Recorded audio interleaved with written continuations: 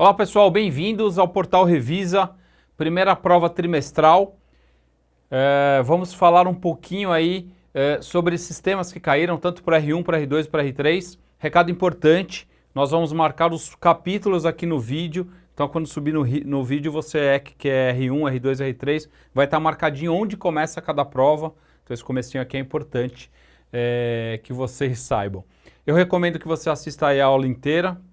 Quem é R1, R2 já vai se preparando aí para R3. Quem é R3 vai sabendo mais matéria e vai estudando. Se você não é um residente SBA, EMEC, é importante que você esteja aí forte nos estudos para que no ano que vem você consiga o seu TEA. Então isso é muito importante, obviamente, para todo mundo isso é importante, para a prova, aí para o pessoal da SBA, para a prova de janeiro, porque você já vai guardando esses temas que vão rolar aí na prova de janeiro, na prova anual. Então é importante vocês estarem sempre estudando, sempre sabendo esses pontos. Nós vamos revisando aqui, porque isso pode cair lá para frente também. Vamos começar agora a prova comentada do R1, tá bom? Vamos lá então. Primeira questão do R1, anestésio R1. Então, nosso paciente masculino, 37 anos, paciente rígido, foi para o centro cirúrgico depois de uma fratura exposta de fêmur. Precisa ser operado, esse paciente está com uma fratura exposta, então a indicação imediata de cirurgia. Avaliação de dor de 10 de 10, uma dor intolerável, maior dor possível que ele poderia sentir. E um Glasgow de 15, consciente, aí apesar da dor. Não tem acompanhante, apesar disso ele é maior de idade. O que foi colocado? Deve-se aguardar a chegada do acompanhante para assinatura de do termo de consentimento livre esclarecido, bem como o início do ato anestésico. Não, né? A gente não precisa, é uma situação em que ele precisa ser operado rapidamente, porque existe um risco de infecção associado a essa fratura. Tem que ser, fazer o procedimento aí de lavar, né, os focos da fratura e fazer a redução da fratura. Então não deve-se aguardar o acompanhante, aí está falso. O termo de consentimento não deve ser assinado pelo paciente nessas condições, uma vez que a dor interfere na capacidade de julgamento.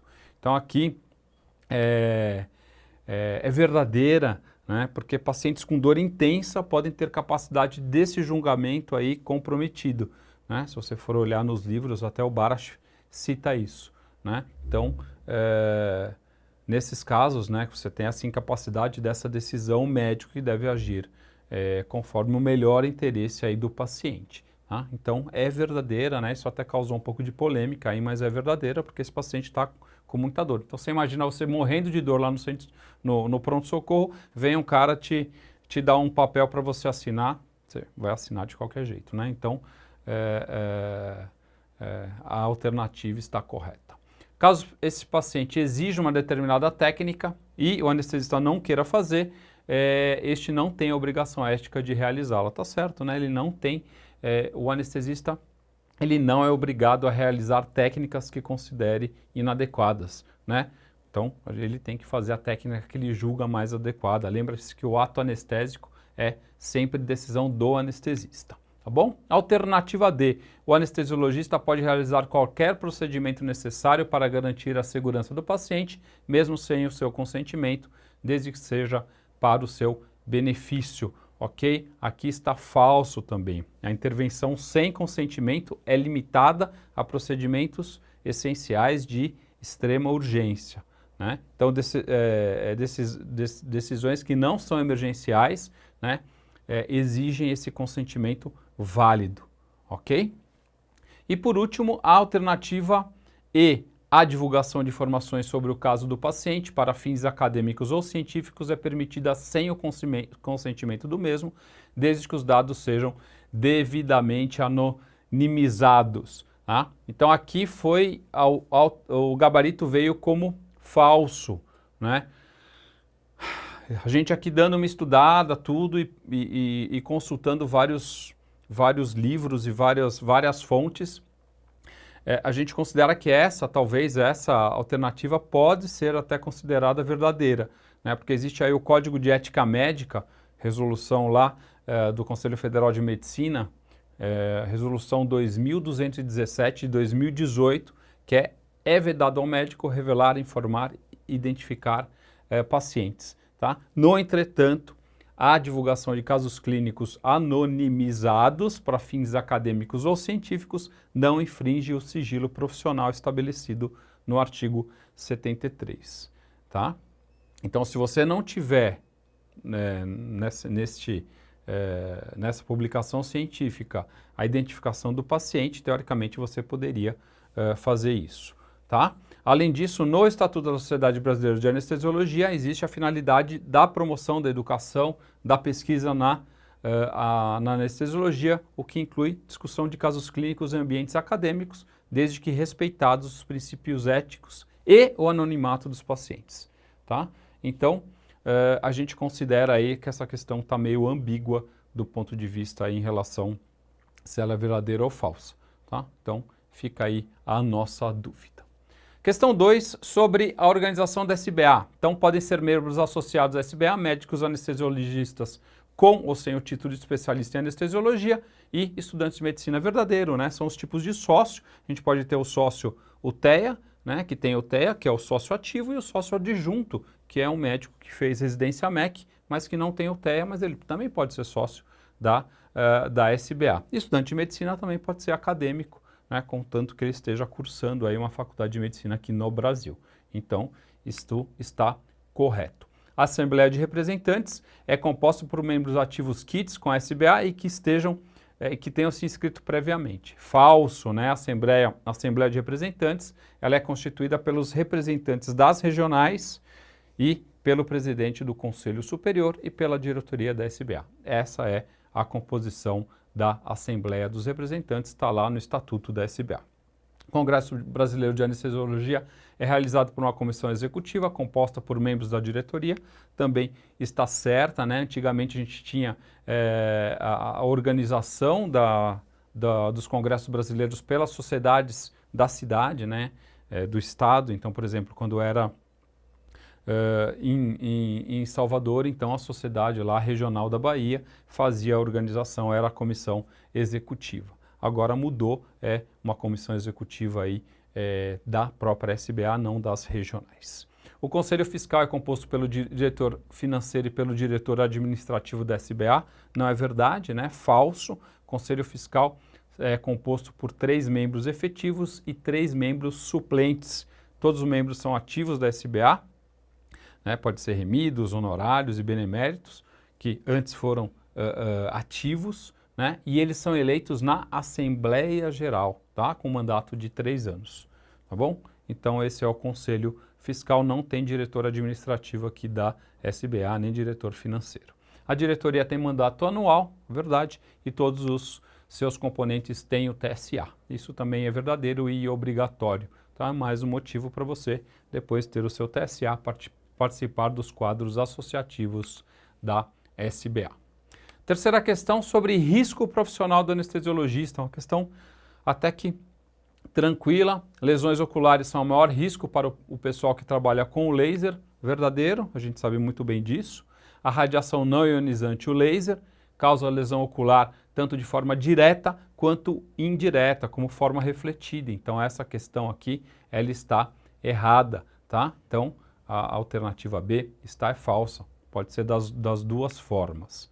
Bisturis ultrassônicos podem produzir células viáveis na pluma de fumaça cirúrgica, incluindo células malignas. Verdade. Também vírus como HPV, né, o vírus do papiloma, também você pode ficar suspenso e ter a aspiração e a sua contaminação do HPV. A gente sempre brinca disso durante a nossa aula de riscos profissionais. E por último, essa questão que eu achei super difícil, que é uma questão do CDC, que está recomendando aí que as salas cirúrgicas devam ter pelo menos 15 trocas de ar por hora, e aí realmente em 18 minutos você consegue ter aí esses 99% dos potenciais contaminantes transportados pelo ar sejam removidos. Isso era verdadeiro. Confesso que essa aqui eu tive que dar uma olhada no livro, não consegui responder de primeira. E a última, quando for realizado qualquer procedimento, também gerador de aerosol, a ASA também recomenda que, depois que o paciente saia, só entre na sala as pessoas lá do centro cirúrgico, né, os sem o EPI, tem que ficar um tempo suficiente para isso. Eu fui ver lá no livro, a ASA entende aí que tem que esperar entre 15 e 20 minutos para que você tenha aí, depois as pessoas possam entrar na sala sem EPI. Então deixar a porta fechada por 15 a 20 minutos e depois podem entrar tranquilamente lá na sala. Então aí é verdadeiro, então esse tempo é de 15 a 20 minutos. Questão 4, sobre avaliação pré-anestésica. Aqui ele falou do glicopirrolato. Glicopirrolato é um anticolinérgico muito bom para diminuir secreção. A gente não tem glicopirrolato aqui no Brasil, nunca vi pelo menos, né? Dizem que não tem, não sei se é verdade, se tem em algum hospital, se tiver, conta pra gente, né? E ele é muito mais potente que a atropina funciona muito mais como tratamento daquela bradicardia que a gente já está acostumada, né? E o glicopirrolato ele é legal porque ele tem, ele vai menos, ele entra menos na barreira hematoencefálica, então ele age menos no sistema nervoso central e ele pode causar menos a síndrome anticolinérgica, que é uma síndrome que pode ocorrer com a atropina, né? Então, quando você tem aí essa síndrome anticolinérgica, você acaba tendo uma inibição da neurotransmissão colinérgica nos receptores muscarínicos, tanto no sistema nervoso central como no periférico. Isso causa aí uma série de sintomas que incluem confusão mental, agitação, pele quente, rubor, midríase, tá? E também taquicardia. Então, aqui a primeira alternativa ela é correta mesmo. Ele é mais potente, mas menor penetração na barreira hematoencefálica. Focodina, um antitussígeno também, que pode ser usado aí em pacientes no pré-operatório. Ele está associado sim a alergias com os bloqueadores neuromusculares, porque ele faz aí esses anticorpos IgE e pode dar essas reações alérgicas importantes, tá bom? Então tá correto. A maioria dos medicamentos pré-operatórios é considerada compatível com a amamentação, com algumas exceções que acumulam aí no leite que podem passar para o nenê durante a amamentação. Codeína, tramadol, diazepam e aspirinas em doses analgésicas, ou seja, são em doses mais elevadas. Então, é verdade, tá? E D, paciente obeso e uso de fentermina com fentermina topiramato, que é um medicamento medicamento para diminuir, para perder peso, né? E ele funciona muito bem para quem tem compulsões alimentares, né? Tem aí o risco aumentado de hipotensão, mas a recomendação não é de 7 dias, né? No que eu vi, as recomendações de 3 a 5 dias, principalmente no Barash, fala de 3 dias. Então, está falsa essa avaliação, essa questão. E aqui a última, tá certo, né? Albuína menor que 35 gramas por litro no pré-operatório é sim um preditor de complicações pós-operatórias. A gente vê isso lá no capítulo de avaliação pré-operatória para cirurgias torácicas do R3, aliás, que é um tema super legal que a gente sempre gosta de discutir aqui no portal Anestesia em Cirurgia Torácica. Sobre o último ponto aí, sobre vias aéreas, aqui em vez de colocar alguma coisa de via aérea difícil, colocaram conceitos importantes da pré-oxigenação, um fator, uma fase muito importante para a gente ter, antes da gente fazer as nossas anestesias, seja uma via aérea difícil ou não, a gente tem que ter esse conceito da pré-oxigenação. Para garantir a pré-oxigenação adequada, 100% de oxigênio deve ser fornecido a uma taxa de fluxo alta o suficiente para evitar reinalação, 10 a 12 litros por minuto, e não deve haver vazamentos ao redor da máscara facial. Tá certo, né? Porque esse vazamento ele diminui essa concentração de oxigênio a 100%, vai diminuir a eficácia da sua pré-oxigenação.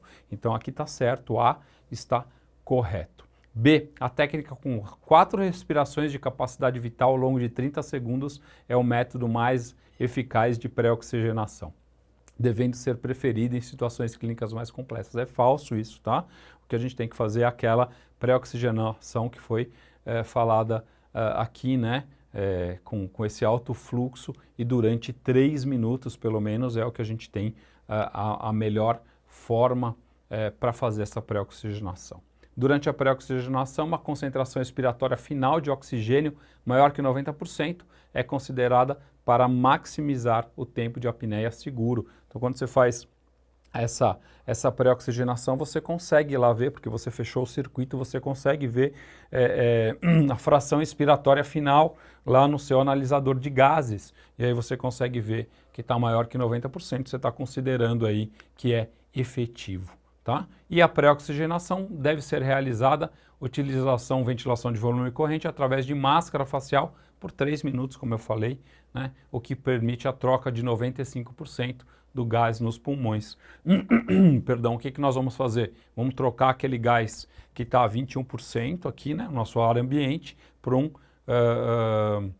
gás cheio de oxigênio, né, com alto volume, com alta concentração de oxigênio, para eu ter aí durante o meu tempo de apneia, principalmente lá na minha capacidade residual funcional, eu ter bastante oxigênio disponível para esse meu tempo de apneia. Tá? Então aqui está correto também. E por último, a oxigenação apneica também é um ponto muito importante, colocar um catéterzão, deixar o paciente recebendo esse oxigênio, mesmo durante a intubação, nos momentos que são bons para a gente fazer com que esse paciente tenha aí uma oferta de oxigênio. Então, na oxigenação apneica, esses gases, o oxigênio é arrastado para o espaço alveolar durante a apneia e ele consegue aumentar aí o tempo em que você faz a intubação do paciente. Então, você consegue atrasar o início da dessaturação da oxihemoglobina durante a apneia.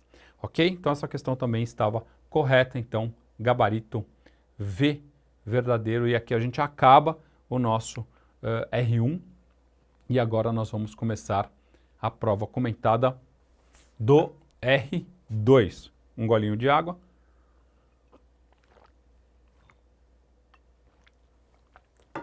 Se ficou alguma dúvida em relação ao R1 aí, que vocês estão vendo no vídeo, pode mandar para a gente aqui do portal, que a gente responde para vocês e debate esses pontos que ficaram em dúvida, então fiquem à disposição. Agora vamos começar anestésio R2. Bem-vindos, R2, para essa provinha aí. Primeiro tema, metodologia científica, a gente sabe que sempre é doído, né, a metodologia científica. E alternativa A. Estudos de Corten podem ser prospectivos ou retrospectivos. Verdadeiro, né? Estudos de Corten podem ser prospectivos, né? Que acompanham indivíduos ao longo do tempo, ou retrospectivo, que analisam os históricos, os dados históricos, né? Essa classificação aí, ela é bem estabelecida na epidemiologia, a gente consegue ver isso muito bem. Não é indicado para o estudo de doenças raras. Falso, né? Aqui está um pouco confusa essa alternativa. Na verdade, o estudo de Corte, eles são menos eficazes para doenças raras, porque eles precisam de uma grande população, né? Então, se a gente fosse pensar nesse ponto, os estudos de caso controle seriam mais adequados para você nessas situações aqui de doenças raras. Mas não é que ele não é indicado. Ele não é contraindicado, né? Então, a alternativa está falsa, tá? Então, estudos de Corte são menos eficazes para essas doenças raras porque elas precisam de grande população. Então, se tiver uma grande população, você pode fazer um corte aqui para a doença rara. C. Retrospectivos têm o mesmo ponto forte que os prospectivos. Verdadeiro, né? Tanto os cortes prospectivos quanto os retrospectivos permitem calcular incidência e estabelecer aí uma temporalidade entre exposição e desfecho, né? Então, isso é um ponto forte em comum. Nos estudos de corte, não há essa necessidade de contatos periódicos com os pacientes. Isso é falso, né? Principalmente nos cortes prospectivos, o acompanhamento periódico é essencial para coletar os dados atualizados, né? Se você não faz esse contato, não acompanha esse paciente, você perde, né, compromete a sua validade, ok? E os estudos de cortes têm sido considerados o melhor tipo de estudo para o diagnóstico etiológico. Também é verdade, né? Os estudos de corte mostram isso, né? As evidências mostram que o estudo de corte tem essa grande vantagem, né? Essa característica de ser o melhor estudo para ver um diagnóstico etiológico firmado. Muito bem. Então, foi a metodologia científica. 2, monitorização. Pediram aí um homem de 70 anos com história de hipertensão e doença na carótida, vai fazer uma endarterectomia carótida sob anestesia geral. Vai realizar monitorização através de Doppler transcranial, Doppler transcranial, oximetria cerebral e a monitorização da saturação venosa no bulbo da jugular. E aí você tem alguns achados. Então, você tem um aumento abrupto aí na velocidade de fluxo da artéria cerebral média, acompanhado de detecção de sinais de alta intensidade transitórios, os HITs. Na oximetria cerebral, você tem uma redução de 10% dos valores basais de oxigenação regional e na saturação venosa do bulbo da jugular, você tem um valor de 50%. Então, neste contexto deste paciente que a gente consegue falar. Então, vamos lá. Primeira alternativa, o aumento súbito na velocidade de fluxo e a detecção dos HITs sugerem a presença de embolização cerebral durante o procedimento. Então, eu estou conseguindo ver isso? Sim, né? Então, é verdadeiro, né? Então, esses sinais de alta intensidade que são captados lá são marcadores de embolia cerebral durante a manipulação da carótida, tá bom? F, é verdadeiro. B, redução de 10% nos valores de oximetria cerebral, mesmo sem manifestação clínica imediata, confirma de forma definitiva que está tendo comprometimento de fluxo cerebral regional. Então, olha, isso é falso, tá? Então, reduções de até 20% na oximetria cerebral podem não indicar isquemia definitiva, né? Sem correlação clínica ainda, tá? Então, você precisa de mais parâmetros aí para você ter essa confirmação.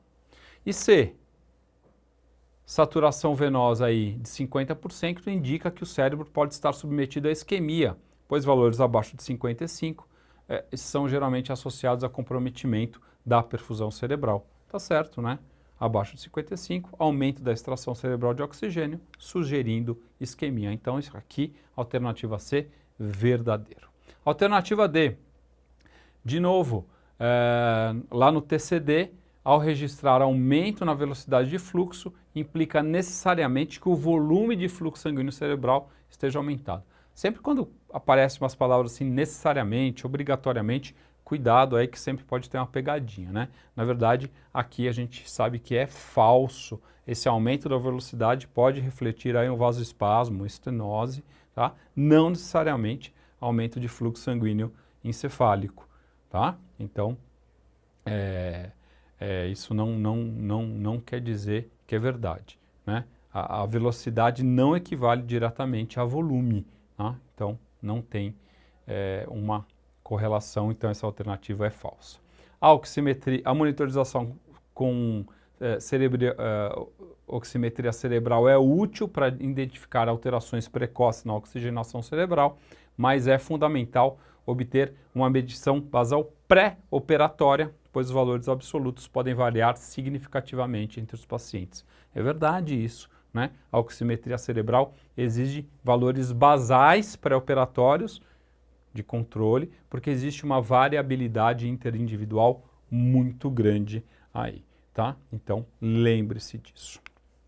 Muito bem, no manuseio do sistema respiratório circular é outra questão, sistema de administração de anestésicos voláteis, né, que a gente ou inalatórios, né? A admissão do fluxo de gás fresco deve estar entre o paciente e a válvula expiratória. Está errado, né? Se eu tiver isso, eu vou ter um fluxo inspiratório, uma entrada de gás fresco, o meu fluxo de gás fresco vai estar contaminado com o CO2 do paciente, né? Então, está falso, não pode estar entre o paciente aqui, que é ali na peça Y, né, onde ficaria o paciente, e a válvula expiratória. A gente não pode ter isso, senão a gente vai ter aí um fluxo misturado com o que volta do paciente.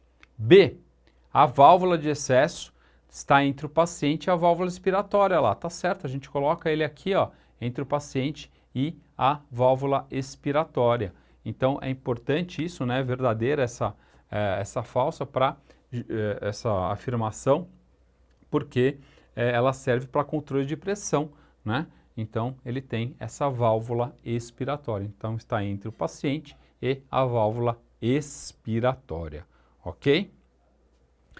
Alternativa C, os gases expirados pelo paciente são direcionados ao filtro circular, que passa a funcionar apenas como um condutor de gás,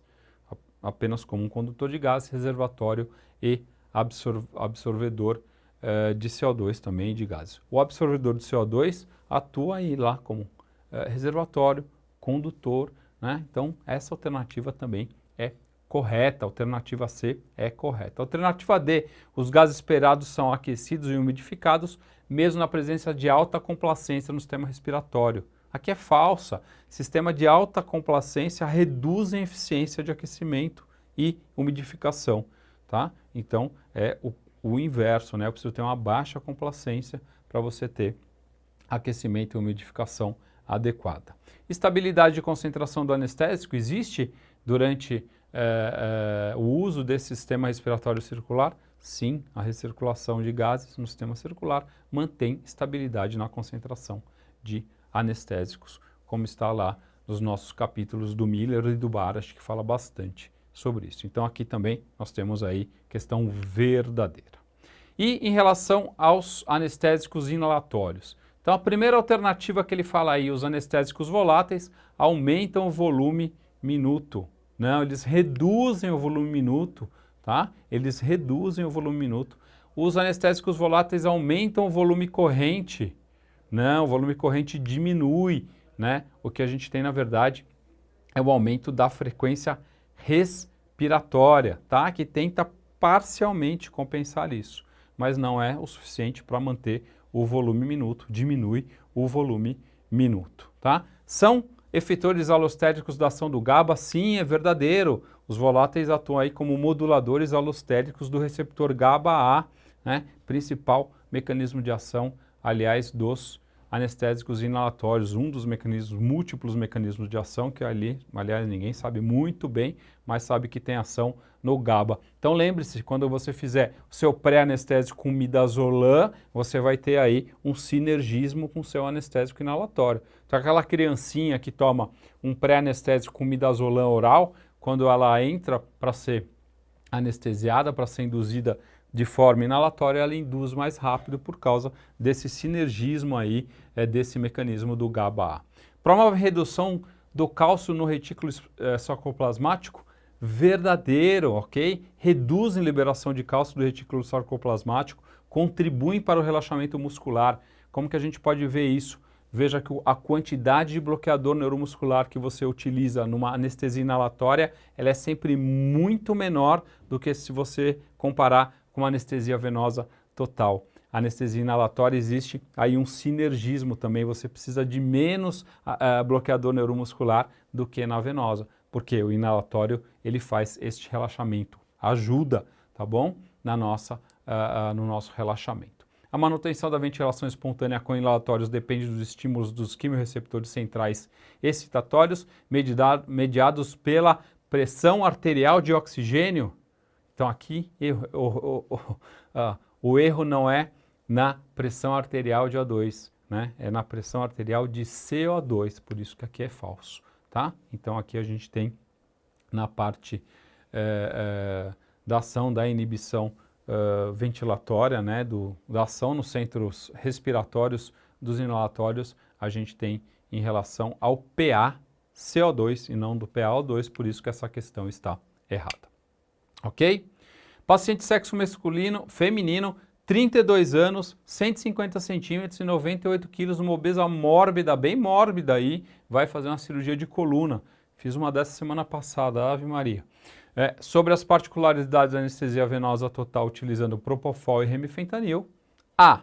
Visando manter uma determinada concentração plasmática constante, a taxa de infusão de cada droga deve ser igual ao seu clearance multiplicado pelo valor da sua concentração plasmática. Verdadeiro, tá? Essa é a definição que a gente tem aí para achar a taxa de infusão contínua dos anestésicos venosos. É o começo lá da nossa anestesia venosa, do estudo da anestesia venosa, né? Então, clearance vezes concentração desejada, tá? Isso se vê bem, o Stoughton fala muito bem dessa parte inicial. O tempo para equilíbrio entre a concentração plasmática e o sítio efetor é descrito matematicamente por um único parâmetro, o KE0, ou KEO, alguns falam, né? A constante de taxa de equilíbrio do sítio efetor.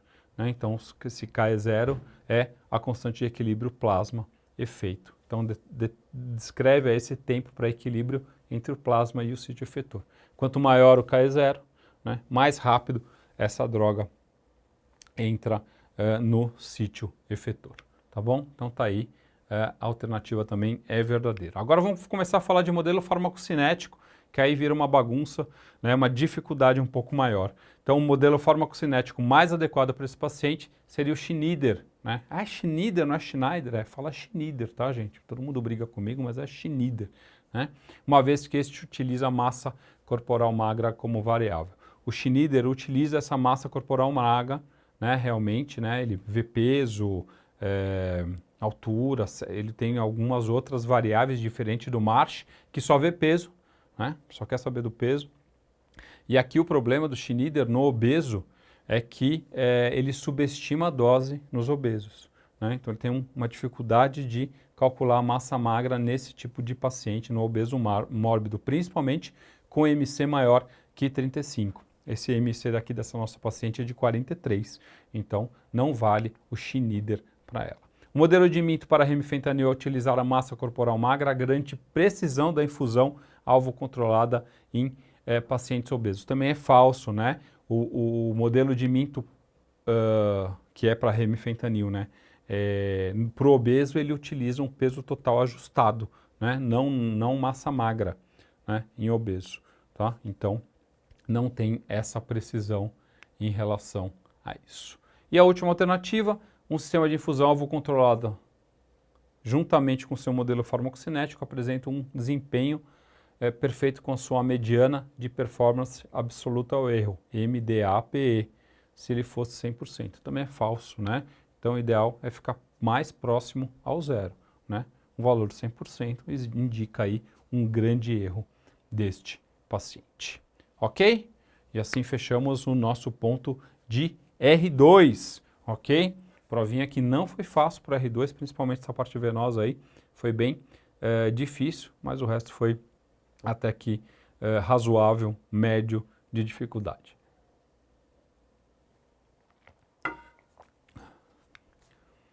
Muito bem, vamos começar agora o R3. Eu sempre brinco que eu acho mais fácil resolver as provas de R3 do que de R1, porque de R1 são conhecimentos mais básicos e até para mim mais difíceis, mais teóricos de entender. O R3 já é uma prova mais fácil de eu conseguir resolver só olhando assim, de primeira, sem depois olhando e revendo de novo a prova várias vezes. Primeiro paciente, aqui anestesia endócrino, né? Sistema endócrino, paciente jovem, 25 anos, mulher, IMC de 28, foi para o centro cirúrgico para fazer uma apendicectomia por vídeo. Tá, a investigação para quadro de fadiga e sonolência e ganho ponderal, tá ficando gordinho, apresentou aí uma alteração no TSH, então TSH alterado, e aí a respeito desse caso, respondo os itens abaixo em verdadeiro ou falso. Então, o paciente parece que está tendo um quadro clínico aí de hipotireoidismo com uma alteração de TSH também associado. Então a gente deve suspender a cirurgia dessa paciente? Não, né, gente?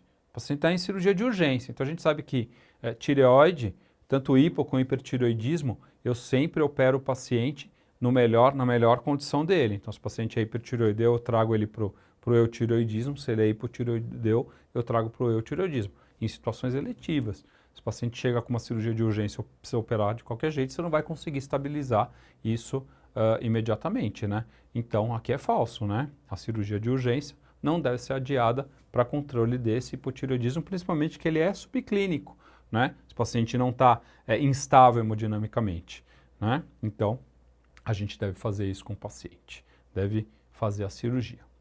O uso de glicocorticoides em altas doses pode piorar o quadro clínico? Verdadeiro, glicocorticoides em altas doses podem suprimir eixo, hipotálamo, hipófise e tireoide, né? Agravando aí o hipotireoidismo. Então, não pode fazer altas doses de glicocorticoide nesses pacientes. O tratamento com reposição de hormônios tiroidianos deve ser iniciado assim que possível, pós-operatório. O paciente saiu aí, começa a ter a dieta, ela já pode ser introduzida com a sua dose adequada de hormônio né, para fazer a sua reposição hormonal. D. Deve ser realizada a tromboprofilaxia medicamentosa pelo maior risco de eventos tromboembólicos. Não existe essa relação, é falso, tá? De hipotireoidismo com aumento de tromboembolismo. Né? A tromboprofilaxia sempre é indicada aí se a gente tiver imobilização ou outros fatores de riscos em relação a isso. Então, nessa condição aqui, ela está contraindicada, tá bom? E E. Deve-se ter cuidado com o uso de opioides no manejo anestésico e pós-cirúrgico, uma vez que esse paciente pode ter aumentado a sensibilidade a esses fármacos. É verdade. Lembrar que o hipotireoidismo, ele pode reduzir metabolismo hepático e renal, aumentando aí a sensibilidade aos opioides. Então, você tem que ajustar a dose aí e evitar aí os efeitos colaterais, principalmente depressão respiratória nesses pacientes. Questão razoavelmente tranquila aí de anestesia endócrina. São critérios vermelhos de alto risco de gravidade em lesões traumáticas em adultos, segundo o National Guideline for the Field Triage of Trauma Patients, lá nos Estados Unidos, os nossos colegas americanos. Então, quais são esses critérios? Fratura suspeita de um osso longo proximal, falso, tá? Não é critério vermelho, tá? Não é um critério vermelho. O critério vermelho tem vários, né?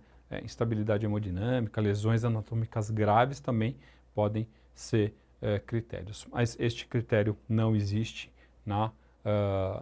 nesse guideline. Desenluvamento de pé? Sim, né? Isso é considerado lesão de alto risco porque tem um grande potencial de isquemia e de infecção. Então, desenluvamento do pé, sim. Inabilidade de obedecer a comandos, verdadeiro. Inabilidade de obedecer comandos, principalmente com o rebaixamento aí do Glasgow, principalmente com o Glasgow já começando a ficar de 13, abaixo de 13, é um critério vermelho porque esse paciente pode ter um possível TCE grave, tá? Então, é um critério também. E aqui é verdadeiro? É verdadeiro. Frequência cardíaca maior que pressão arterial sistólica também é um critério verdadeiro, né? Então a gente tem, por exemplo, paciente chega com frequência cardíaca de 120 e a pressão arterial sistólica de 100.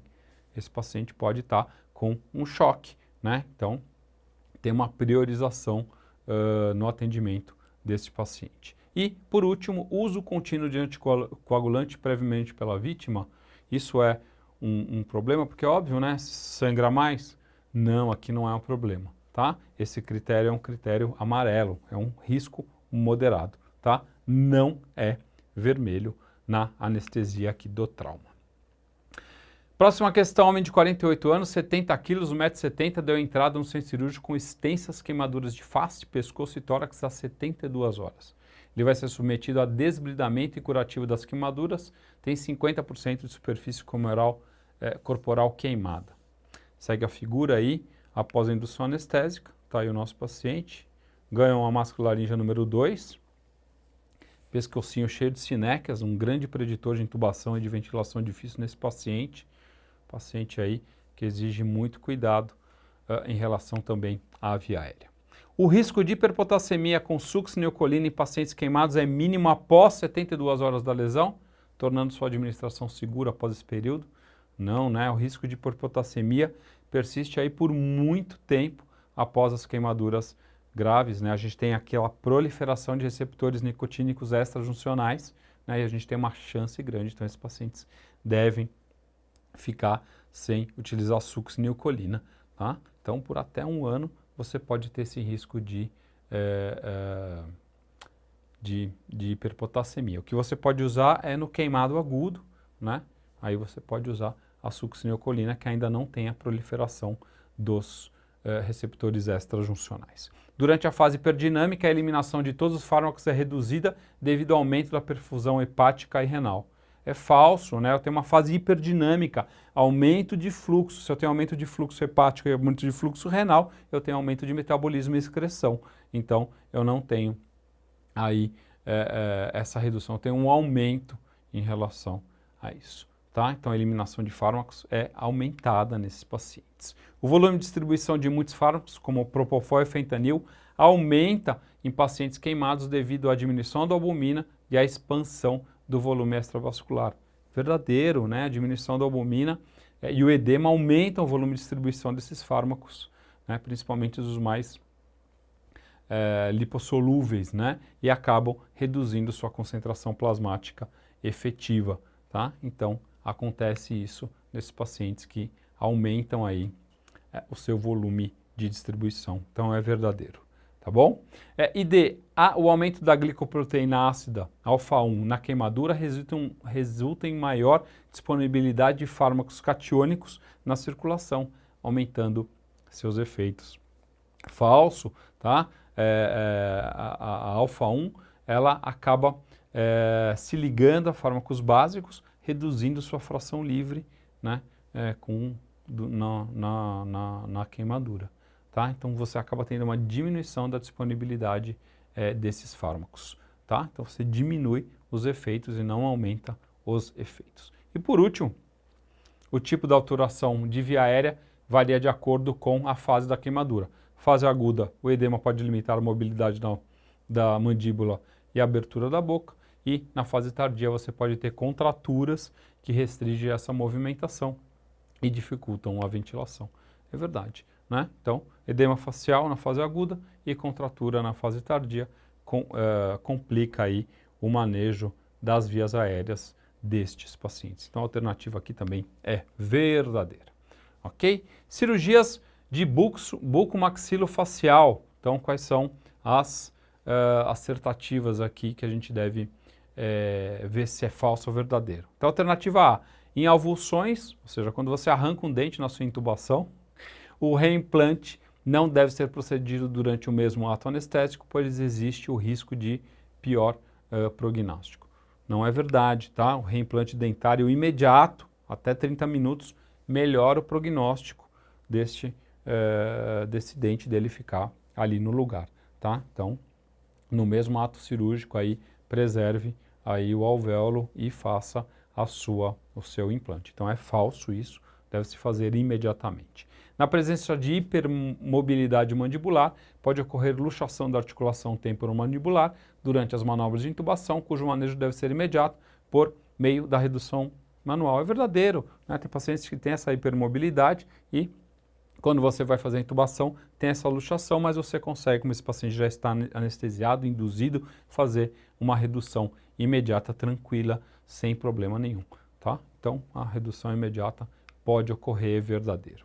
Pacientes em tratamento de doenças do metabolismo ósseo e oncológicas fazem uso de medicamentos como os bisfosfonatos, tá? Essas drogas, elas causam osteonecrose mandibular, né? Então, esse risco aumentado dessa osteonecrose, a gente deve suspender esses medicamentos no pré-operatório e deve ser feita uma avaliação odontológica desses pacientes. Então, é verdadeira, tá bom?